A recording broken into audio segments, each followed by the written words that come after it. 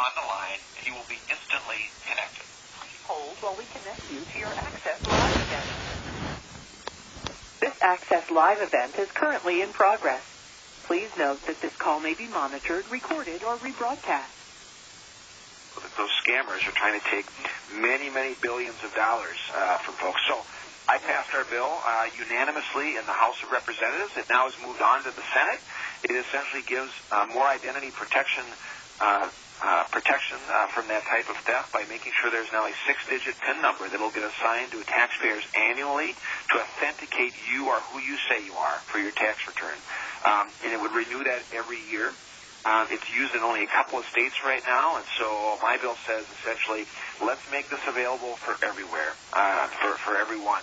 So good, positive move forward. Everyone agreed it's a good idea with some of the other reforms we've talked about with the IRS and the Internal Revenue Service. And then also on Alzheimer's, I want to mention this too. I'm a co-sponsor of several different pieces of legislation to focus more attention on Alzheimer's and establishing these centers of excellence in public health practice, for instance, and promoting more effective Alzheimer's disease and caregiving interventions, and the cognitive decline and brain health that is a part of that. Thankfully, we've also had record funding now, not only for the NIH, the National Institute of Health, but also for Alzheimer's research. And if we can address this and solve this issue early on the front end, it saves a lot of money on the back end in healthcare costs, obviously. And then another issue related to healthcare. The Medicare therapy caps that have been in place, these arbitrary caps that have impacted a lot of seniors and Medicare beneficiaries for your physical therapy, your occupational therapy, your speech therapy, was always capped. So seniors couldn't get the services that they need. They could lead a good, healthy, good quality of life. We were able to finally eliminate that. It's signed into law, no more caps. A physical therapist actually just gave me their Minnesota Award of the Year for getting that across the finish line. Good bipartisan support, by the way, which is really neat, and I'm glad we got that behind us.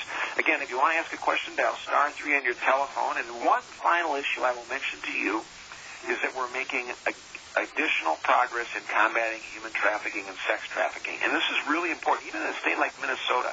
And unfortunately, it's these websites that have been the problem, where they advertise, sex with 13 and 12-year-old girls. And I went on a sting operation with some of our suburban law enforcement folks, and they advertised on Backpage.com, a website, a 15-year-old girl. And within an hour, they had 100 hits soliciting that 15-year-old girl. It's just awful and disgusting when you think about it. And so these websites have been able to escape accountability, escape liability, but no longer. We have passed a law that has now been signed that guarantees that they will be held accountable. They will be held liable for any of those types of ads. They can't protect it under privacy and free speech. And already we saw Backpage.com, federal law enforcement authorities have shut down that website. And that's where 70% of all trafficking happens. It's like 110,000 young people a year in the United States are trafficked. And so we got a good opportunity to make a headway on that front and literally save lives, which is critical. And then finally, I got the date now on the drug. Take back your drug day. I think if I have that right, it's going to be this Saturday. There's going to be at the Eden Prairie Senior Center. They're collecting prescription drugs. The Wayzata Fire Department, they're collecting. There may be a couple of other locations. I think there was one in Bloomington. I'm trying to remember. You could probably find this on your website or some other locations. takebackday.dea.gov is the website. So you could just Google that, Take Back Day. I think there's going to be a lot of attention on it. And that's all around the opioid crisis. So we're going to start rolling with the questions again. If you want to ask a question, dial *3 on your telephone, and we'll start going right now. I think we've got Larry in place. Larry, thanks for hanging on from Bloomington. Anywhere. I said, well, Bill, we will bring you someone when we come again, and I can't tell you when that's going to be because we got several things going on, Hey, Larry, I don't know if you're still there or not. Yes. Oh, hey, Larry, thanks for waiting. What's going on? I'm just wondering about gun safety. Oh, you like gun safety bills or laws, for instance, like on the gun violence? Yes, I do. Okay, good.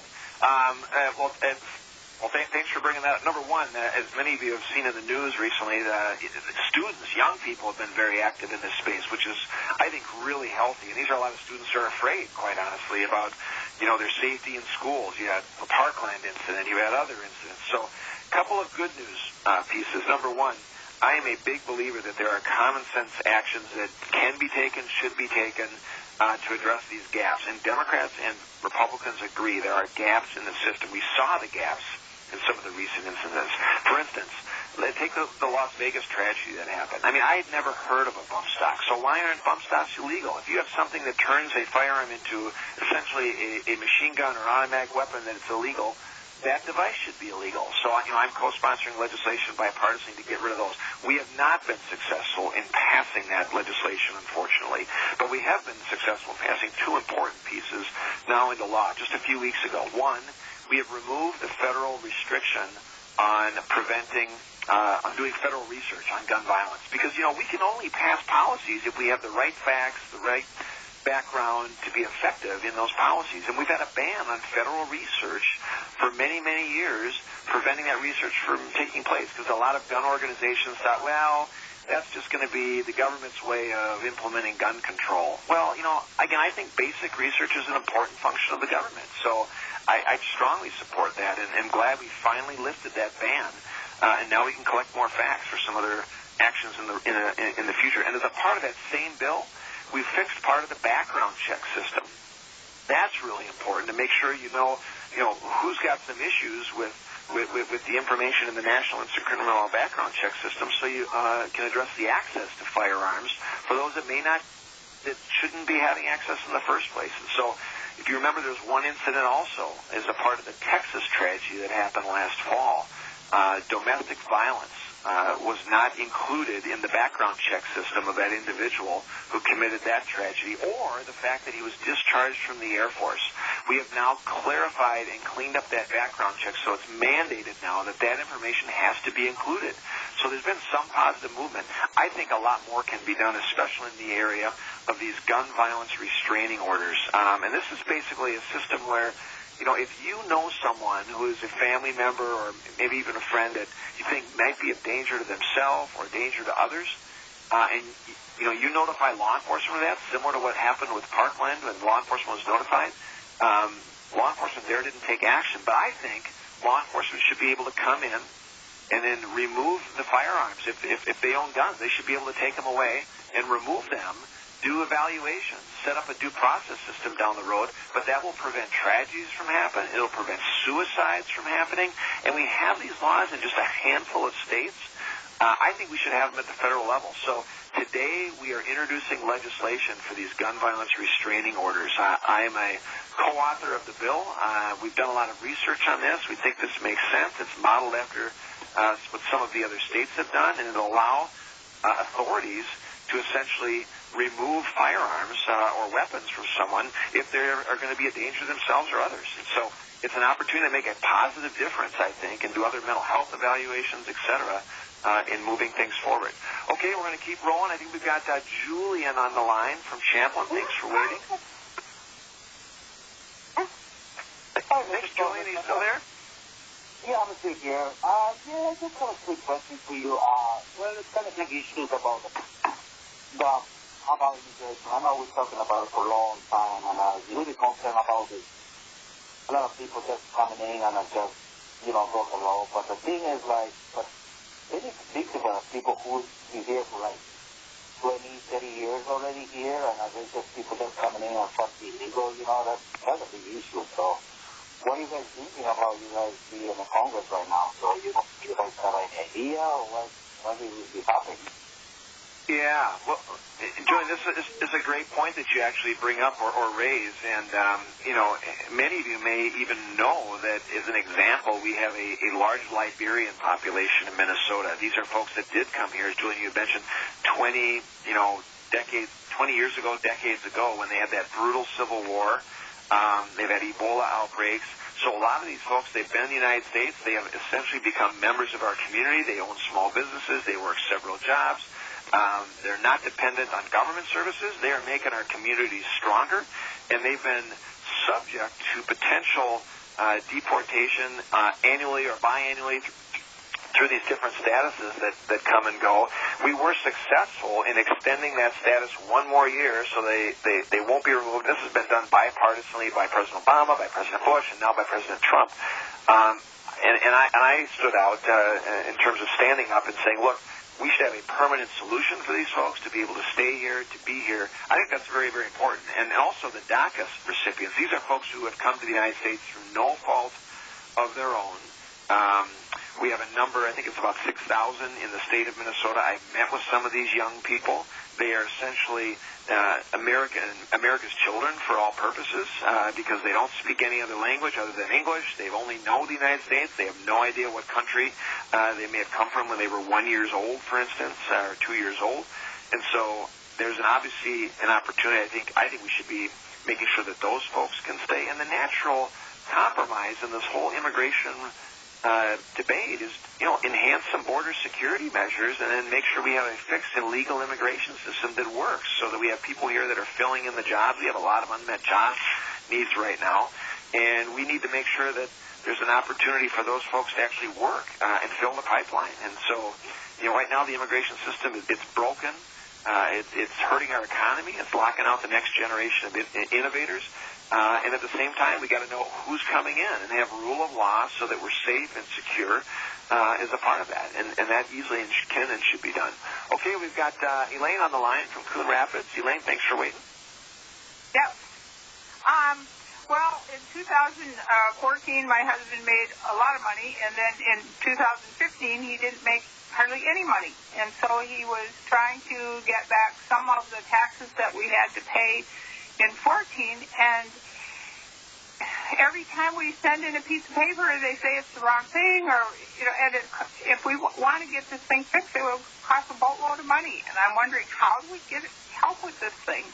Oh, well, Elaine, this is exactly what thanks for sharing that perspective. As I mentioned earlier, right at the outset of the call, this is something that my office can actually help with. And you shouldn't have to go to an attorney. You shouldn't have to go to some other folks.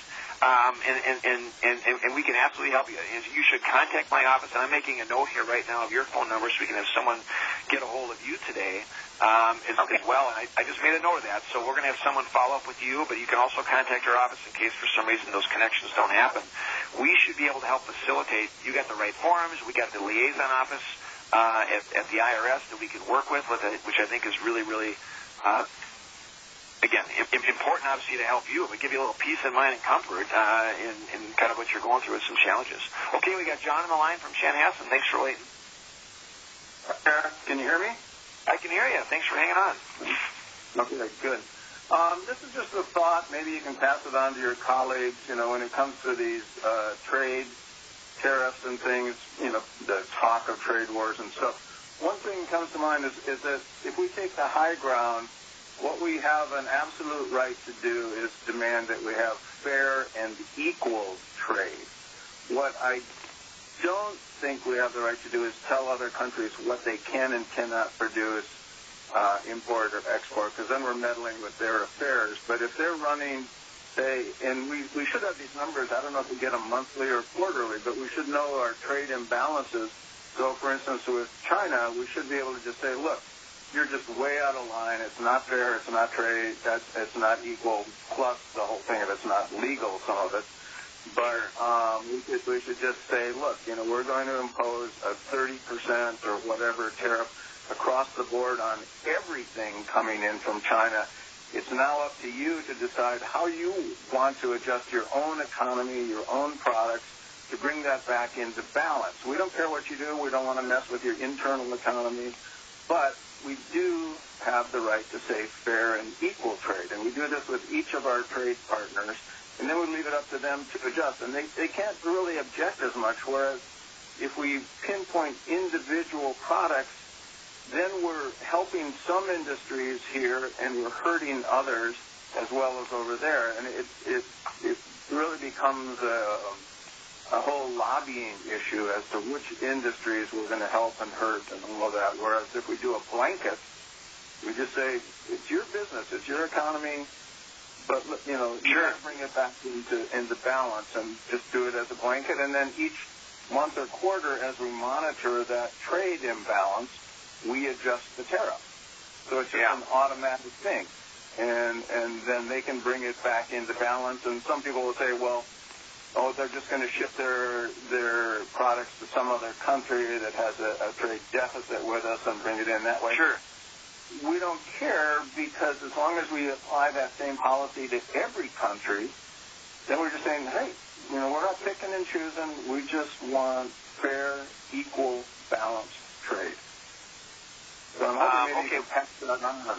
Well, no, those are great thoughts, John. Thank you very much. And so what John's talking about are some of these trade announcements that have been made recently in terms of broad tariffs,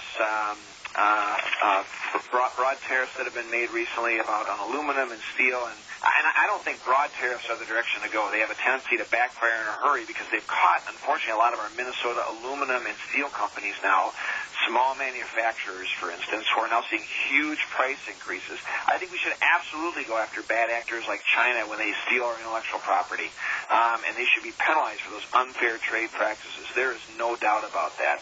And having that fair and equal trade component is really critical. I personally wish the president would have just started on that targeting of China actions, for instance, and those violations, and we can get the rest of the world to team up with us and go after them, for instance. And so, part of the debate right now is making sure we're just not slowing down the economy, because like Minnesota's got 800,000 jobs that rely on trade. We've got a lot of exporters. It's why we weathered the economic storm better than so many other states.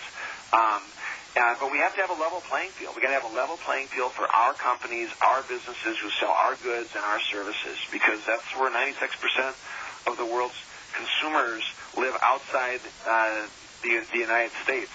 And we want to be able to keep selling those and moving forward along those lines.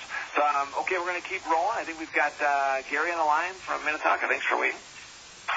Hi, Congressman. Actually, my comment or question to you is the following. I think that our political process it's critically important to have different points of view, and for parties who, and it doesn't mean that one is right and one is wrong, but for the parties to work together and to compromise where appropriate to come out with the best possible solution. But I think a critical element in that is that the information that is being disseminated to the public be accurate and true. And I think too many of us now feel that the information that's being shared by politicians to the general public isn't accurate and isn't truthful. The fake news, whether it be from Republicans or Democrats, pollutes the system and makes it impossible for us to be able to make accurate and appropriate decisions when it comes to politicians and items that are important to our well-being. And I would like to see Congress pass a bill that whenever a politician is making a comment, be it in a public forum, whether they're campaign comments or whatever, that you have a fact check done at the exact same time, which can be done now, obviously, with a computer, so that we all know whether the information that's being spewed out there is accurate or indeed is false information. And I'd like to hear your comment about that. Yeah, well, first of all, Gary, you actually put your finger on part of the big problem right now. And just a reminder, anyone, to hit *3 on your telephone, and you can, join the call and ask a question yourself. You make a great point. This is the problem. People don't know what to believe. They read stuff on social media. They see something on the news, and often it's not true. It might be someone just saying something that's not even accurate, and it does pollute the system. I'm subject to that all the time in terms of hearing from folks who, hey, I just heard about this. I'm like, well, actually, that's not true. That never happened. That's not even really what's going on in Washington. And so, and people are like, then they calm down and say, oh, good, I'm glad that's not happening. I don't know about passing a bill that has sort of a fact check system. it's interesting because even like the AP, right, which is, you know, a news media outlet, has been doing like fact checking on different provisions. I can't remember recently, it might have been something with the tax bill, but they were inaccurate on some of their fact checking. So you had to have some other fact checkers who were fact checking the news outlet on this. So that's been kind of hard. And it just goes back all the way to when the health care law passed, and, you know, fact checks had to come out and clarify then President Obama's statements. And so this kind of goes back and forth all the time. But the bottom line is, as you mentioned, Gary, it makes it really hard, and I think it creates a more difficult partisan environment to do good policy. I mean, it's one of the reasons why I just sort of look at the issue. I'm number 3 in the entire Congress and the entire House of Representatives for getting bipartisan support on my legislation.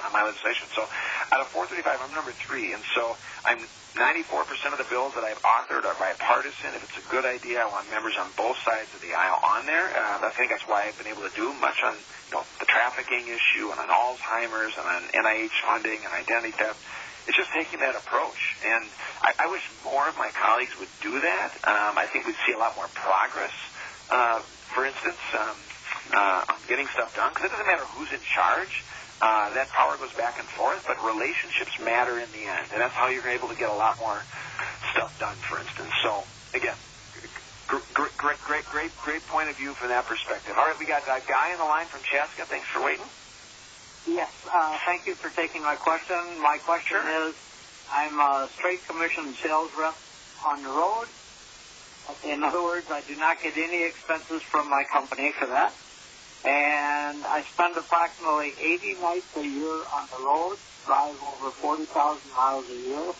With this latest tax deal that we passed, I now no longer am not able to write off any of this material at all.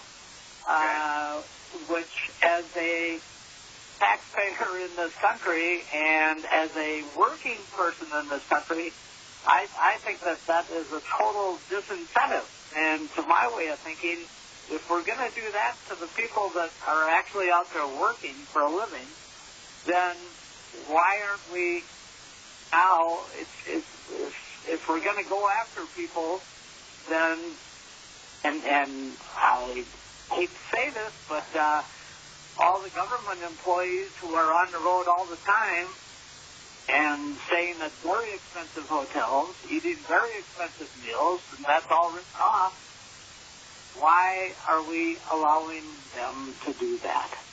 Yeah. Well, and guy, thanks for raising that. Obviously, every tax situation is different for each individual person, and regardless of your situation, obviously the rates were lowered for everybody, right? So you've got lower rates. And it's true you probably don't have some of those deductions you talked about earlier. Obviously, there's still medical expense deductions. There's still charitable giving deductions. There's still mortgage deductions. All those provisions that, you know, are kind of the bedrock components of that everyone has utilized in the past are still there. It's estimated now that most people are going to take the standard deduction because that was nearly doubled. So your first $24,000 as a couple is totally tax-free now at a 0% rate, which is why there's a net tax cut for most people, but not everybody, obviously, depending on your situation. So that applies to government workers. It applies to no matter what your category. And it also, obviously a lot of this is not just about, tax cuts that people talk about. I think it's more about just having a tax reform system that's going to keep jobs here, keep headquarters here, keep innovation here. We were losing so many of these companies, and now finally, for the first time in 8-10 years, we are seeing wages rise again. We're seeing more jobs created. We're seeing economic growth, and we're seeing a lot of business investment. And that was all going overseas before, and it's turning around, I think, quicker than a lot of people thought it was going to be turning around, which is actually good. So I'm pretty excited about that, and kind of nice to see that happening. So a big part of that tax reform overall is making sure you got an efficient system. It's actually, allowing people to invest more. We had a businessman from Rogers, Minnesota, come out and testify before the Joint Economic Committee a week ago, and the Democrats and the Republicans on the committee said he was by far the best witness that they had. They had economists testifying, but everyone said he is the best because he just basically said how he was only keeping 35 cents of every dollar before the reform. Now he's given all of his employees a bonus. He gave them all a raise. He gave them all a 5% bump on their 401k. He's hiring more people, and he's bringing jobs or manufacturing. He's kind of, returning it back to the United States from overseas. And this guy's from Minnesota, so maybe that's why he did so well, but everyone just loved him.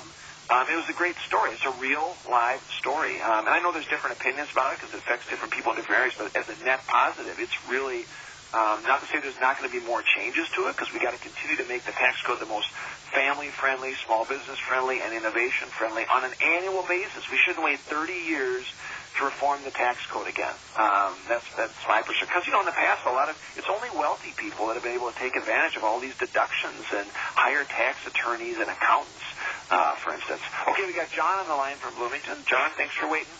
Yeah, hi. I just heard this gentleman here talking about expenses for business that he can't write off.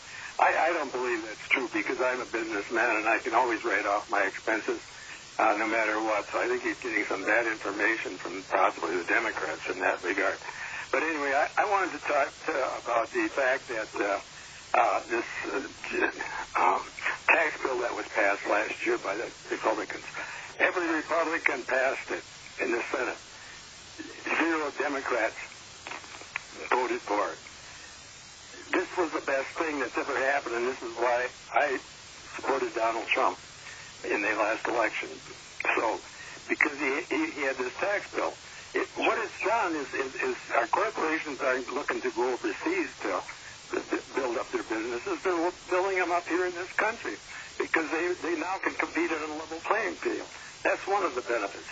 Number 2, you've got a big discount, up to 20% of taxes for the middle class.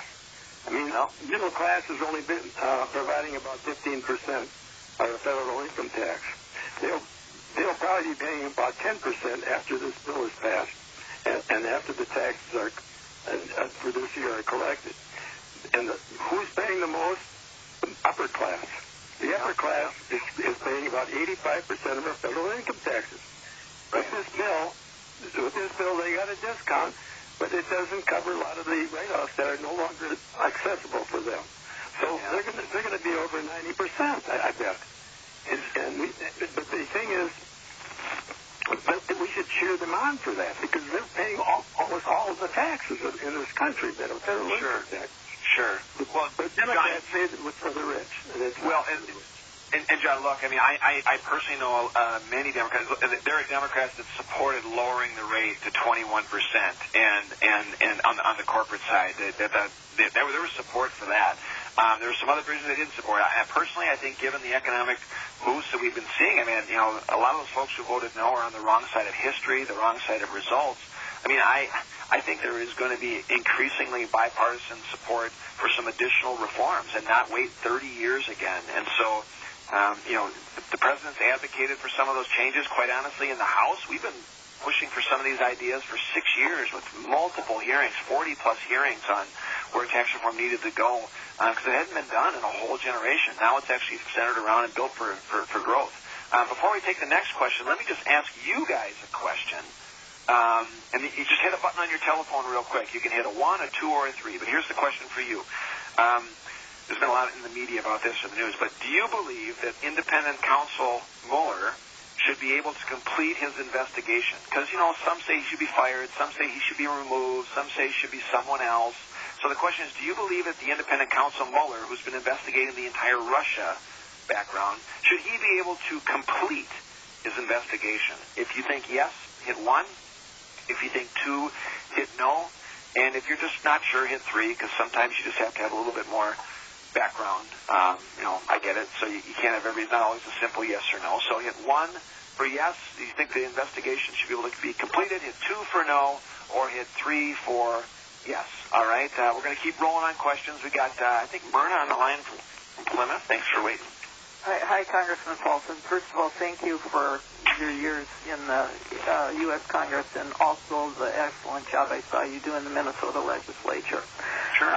My question is to the issue of the ways in which the Congress people communicate with constituents. And I know that there's been a lot of controversy surrounding the way in which town hall meetings are used today. And if I look back 10 years, they seem to be much more open and a kind of an open flow of dialogue and not a controlled agenda. And I think it's going to be a crucial element in the election in the fall, and I've heard Congressman Lewis give his perspective on his view of what a town meeting should be. And I know, so I'm interested to hear your perspective. I don't think any public official should have to, stand up to rancorous situations or a room filled with people with a particular point of view where there's not a context for dialogue. And I know that I'd just like to hear your array, the array that you use in terms of communicating with constituents and your perspective on the very open town hall meeting with kind of a less formatted agenda, but hopefully a place for dialogue, and the phone dialogue or the phone conversation that you're having here, and how you kind of view the array in which people are communicating with constituents. Yeah, well, Myrna, thanks for raising that, and thanks for sharing your perspective. Look, I mean, number one, I've been doing these telephone town halls since 2009. I do these all the time. People love them. I'm in Target. People say, hey, I got your phone call, or when are you going to do your next one? I also do open office hours, so anyone who wants to meet with me, they come in and meet. We have office hours. We've had those going on for a long period of time. And like the students, for instance, who did the walkout on gun violence, I've been meeting with them. And so, again, people don't always agree. They come in, they share their views, and people love those. You get more time, obviously, than you do in like any town hall setting or a Congress on your corner that I event where you just have a small chance of even getting your question asked. So I'm probably one of the only members in Congress that does open office hours, to be honest. I think they're very valuable. And I've done town hall meetings. Unfortunately, there's a lot of folks in those town hall settings, they're not interested in the civil discourse, and I don't mind facing anyone who's got opposing views. That's not the issue. The issue is, like you said yourself, I mean, you don't want to get harassed by someone else who's shouting and yelling, and unfortunately we've seen the spectacle that's become in some of those. You've seen them on TV. You've seen the footage that, some just like to use and, TV ads or displays and the spectacle around that. And it's just, it's not very Minnesotan. Two, it's just not a good way for dialogue to actually get stuff done. So I kind of mix it up and do both. And I'm anticipating we're going to continue to do all of the above, because I do them all. So, we don't, close off any of them. But I'm going to continue to do all of the above. It's just a means of just touching base with people. I don't even think Al Franken had one town hall meeting in his 8 years that he was in the Senate, for instance, So, again, people handle it differently in their different ways, and I don't even know what, you mentioned Jason Lewis, I don't even know if he hasn't any town halls, I don't think, but I don't even know what his viewpoint is on that, to be honest. But my view is do all the above, have office hours, have people come in and meet. That's, in essence, what allows you to be more effective and a better representative, for instance. Okay, we're going to keep rolling. We've got Jim on the line. Thanks for waiting for Minnetonka. Okay. Yes, this is Jim Wallman. Hey, thanks for waiting. Yeah, I just wanted to ask you what's going to be going on that we can reduce that national debt.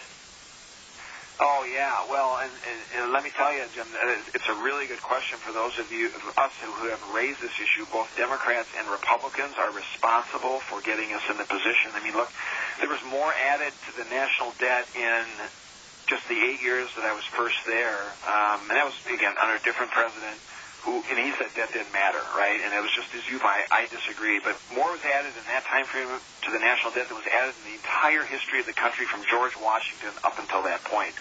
Having said that, it's still climbing right now. The drivers of that aren't domestic discretionary spending, because we lowered that 4 years in a row.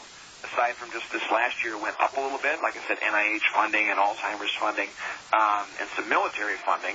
But the real drivers of the national debt are health care, particularly in some of the mandatory spending programs. So you have Medicare, you have Medicaid, you have Obamacare, for instance. And those have been on autopilot. There have been no reforms of those systems, essentially. Now, the House took a big vote in terms of some of the changes for Medicaid, because everyone acknowledges that's a fast-growing area of the federal government that states are not going to be able to continue to rely on. It's not sustainable. So the big opportunity, I think, to help in this area is chronic care management within Medicare, so there's more coordinated care, reward physicians and healthcare providers and others in the healthcare system for actually caring for the patient, not just do fee-for-service, so that everyone's talking to each other. In fact, we had a hearing today in the healthcare subcommittee about that with a Minnesota company who came out to testify about telemedicine and telehealth and opportunities to make some progress in this area, because there are barriers right now within the Medicare system that prevent cooperation, that prevent communication, that prevent reimbursement. And so it's more sick care than health care. So that's one way to actually address the national debt or lowering our deficits. And obviously now with the new tax reform, we've got more revenue coming in. And the Congressional Budget Office says that's a good thing, more revenues coming in. So I never focus on just this $1.5 trillion that was associated with the with the tax bill.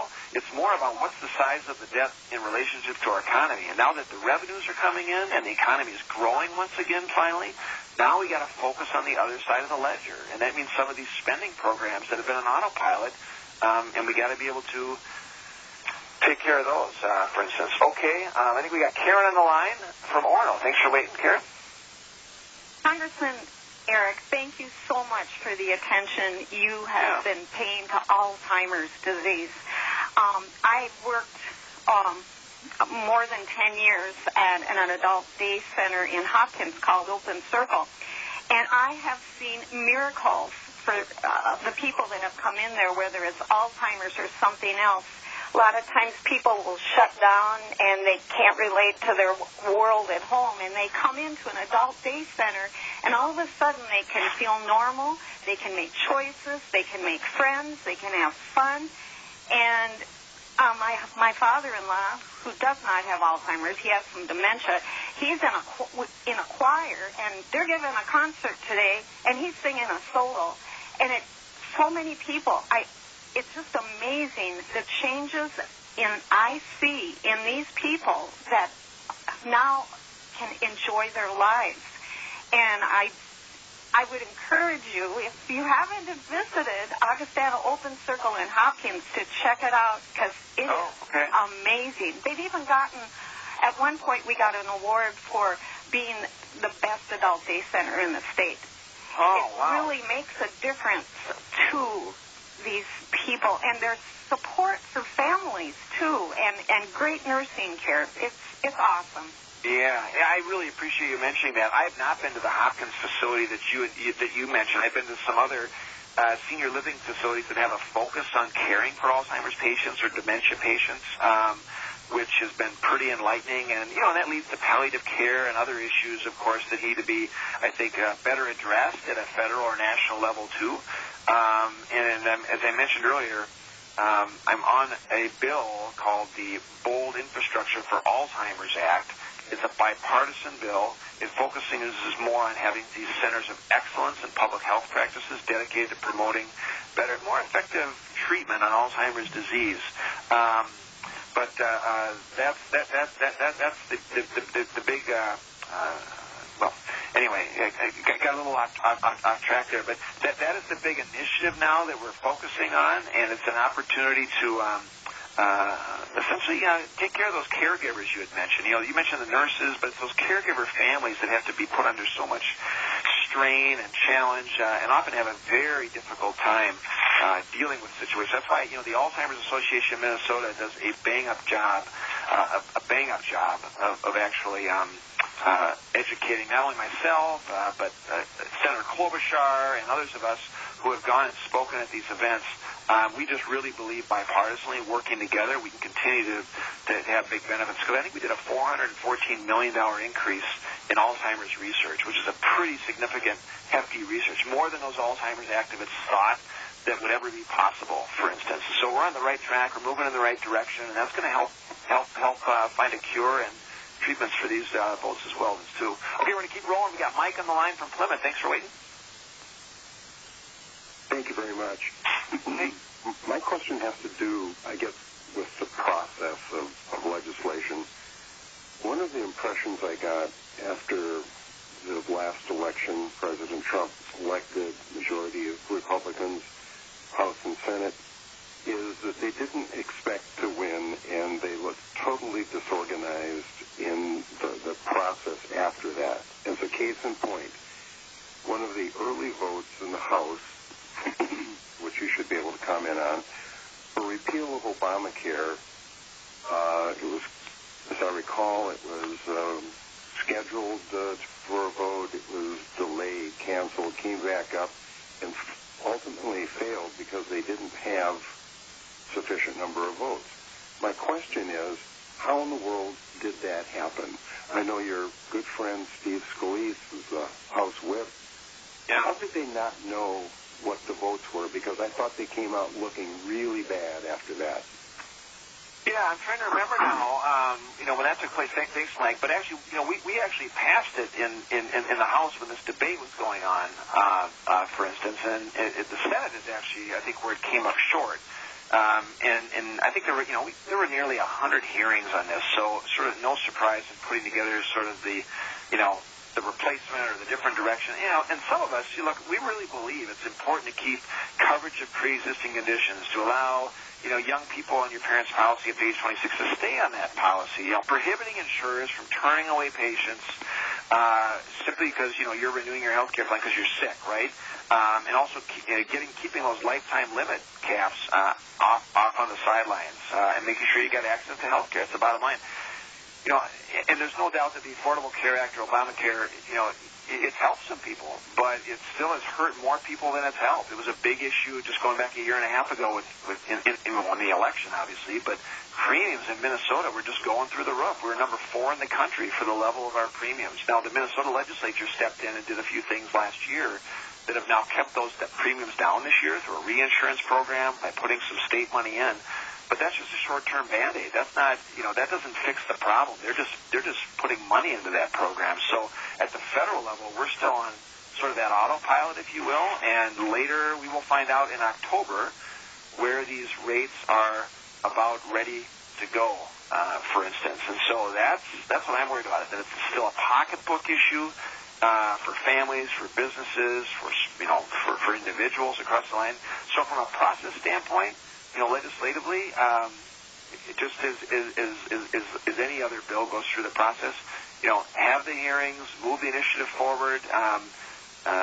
Most of the time, you get good bipartisan, support on some of these ideas, or they get incorporated, and we just got to keep making sure you're working to do it. The Senate's a whole different situation because, that's a more challenging environment, I think, because one, they don't vote a lot. Two, they just sort of have a different culture, thinking that things can be more party line, or they block things, and regardless of who's in charge. So that's more of a harder chance. Okay, we're going to keep going. We've got Mary on the line from Chaska. Thanks for waiting. Yes, good morning. I heard your earlier comments on Jessie Diggins and what she's doing to heighten awareness on climate change, which I think is just heartening. Yet we see our country withdrawing from the Paris Agreement, rollback of regulations that would require companies to implement more efficient fuel standards, not to mention threats to national parks and monuments. So what are you and your colleagues doing to ensure that, to bring environmental protection back to the EPA? Yeah, well, real quick, you mentioned national parks, for instance, and I'm a big believer in protecting, the boundary waters, protecting national parks. I work with the National Parks Foundation. I'm one of the few Republicans that gets consistently, recognized, or their awards for that effort. And protecting the Antiquities Act, by the way. And the Antiquities Act allows presidents of both parties over the years to designate monuments and those areas that should be preserved for future generations. I am a big believer in that, and it's one of the reasons why I have been opposed to the administration's plans, or even some of my own colleagues' plans in Minnesota, to do the copper sulfide mining on the border of the boundary waters. I think it should be based on science, any of those mining lease renewals, and as someone who frequents that area and grew up going in that area, I want to make sure that it is kept in a position of being used by future generations. And when Jessie Diggins was in yesterday, we talked about the Protect Our Winters component of seeing changes in climate, for instance, and there were some of us just a year ago who voted to make sure the Defense Department, who wants to make sure they can take into account climate change actions, are able to do that as a part of their defense practices. And we won on that vote. Again, small number of us as Republicans supported it. Very, very important. And I thought it was a mistake for the president to pull out of the Paris agreements. I thought it was a mistake to pull out. I thought it was a signal in the wrong direction. So those are just a few of my thoughts. And the bottom line is there's more we can do on conservation. There's more that we can do to help promote the environment. And it's nice to see advocates like Jesse Diggins and others kind of promoting some of these concepts as well, or taking the time to do it, because they got busy lives and they're out, doing their own thing too. So that was actually refreshing in many respects. If you want to ask a question, dial *3 on your telephone. We're going to keep we're going to keep rolling. We got Gary on the line from Coon Rapids. Hi, Congressman. I have a question or a concern about do not call feature on landlines. Okay, so like you mean like the do not call list for telemarketers? Yes. Okay. And yet they still continue. Okay. And I'm wondering, is there much effort on enforcement of that? Yeah, boy, to be honest, I'm not that familiar with the issue itself in terms of where it is right now with the law. But I will say this: I think there's actually a hearing coming up this week or maybe tomorrow about the current do not call list or some of the shortcomings. Because I've heard from a handful of other folks that have been essentially say, hey, I'm supposed to be on this do not call list, but I'm still getting calls. Now, some people think it's just reliant on the Attorney General in the state, but the reality is there are federal laws, and maybe they do have to be beefed up to enhance the protections as we continue using phones for more and more things. I mean, look, it's not just your landline, obviously. It's your cell phone. It's your smartphone. And people are getting more, I know, of those spam calls showing up on their mobile phones, right, as those numbers have become more prevalent. So I'll take a look into that, or I'll have my staff also and team take a look into that and find out what's going on. But there may be a hearing even tomorrow at 8 or 9 in the morning. That might be with the Energy and Commerce Committee, so we'll kind of look at that.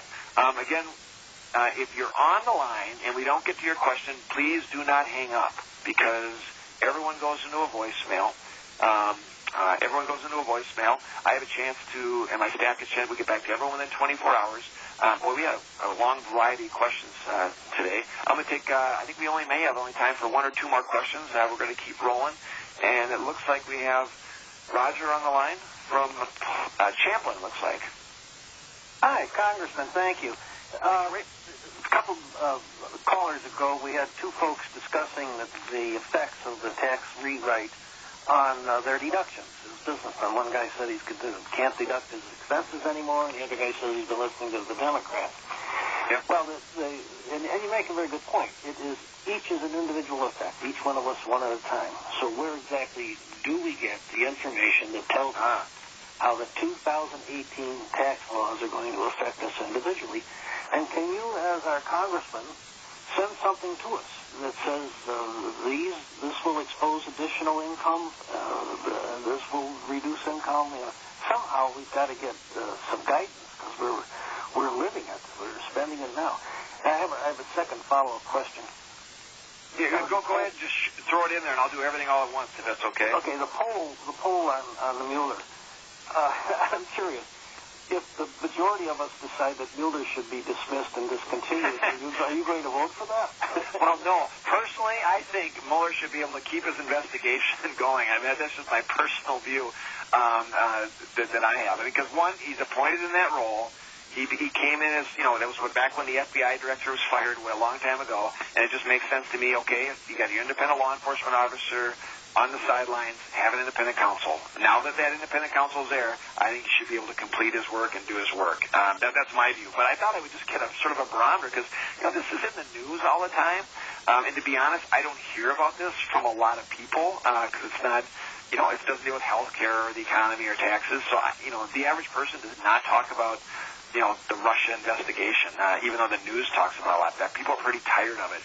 I do think it's important to have sort of a secure component of knowing that the integrity of our elections are protected, which is why I think that investigation was critical in the first place. And I think the independent counsel should be able to move forward and be done. So a couple of sources that I think would be good to look at in terms of what the reality is with the tax reform law, because this is not like for this year's taxes or for last year's taxes. This is for this next April, so you got a whole year essentially. So a couple things. Number one, on the Ways and Means House Committee site, there's a tab in there that talks a little bit about the bill. I think it's waysandmeans.house.gov, and there's a tab in the middle called Read the Bill. Now that might just be technical in essence, but sometimes when you get some of the technical questions, even my staff can help, and you can contact my office. We can help. There's also another website. This was back when when the tax law was being passed by the Republican conference. They had a special website set up that would talk a little bit about some of the fair and simple components of the law. So it's called fairandsimple.gop. So fairandsimple.gop. So that's one other one. But there's another area now on the IRS site. As they've gotten up to speed with changes of the law, and they're still going to be writing some rules and regulations and crafting them around the new law. But that website for you, and we can give you any of these, and we'll try and put some of these up on my website too, but it's irs.gov is the website, right, for the IRS. And then if you do a /newsroom, /tax reform, or you could probably search the website, but irs.gov /newsroom, /tax reform, tax-reform. There's like fact sheets, there's frequently asked questions, there's contact info. Bottom line is, if you got some questions, you contact my office, we can point you in the directions of getting some of those answers for you that you may want to know right now. And that, as an example, we actually increase the amount that you can deduct from charity as a part of the new law. And a lot of people don't know that, but you can deduct more on charitable giving, for instance. So, that's something else that a lot of people don't know. And just a reminder also, this week is National Drug Take-Back Day. I got the date pronounced right now. It's going to be this Saturday, April 28th. Eden Prairie Senior Center, Wayzata Fire Department, Bloomington Police Department will all have accessibility on giving back unused, old prescription, outdated prescription drugs.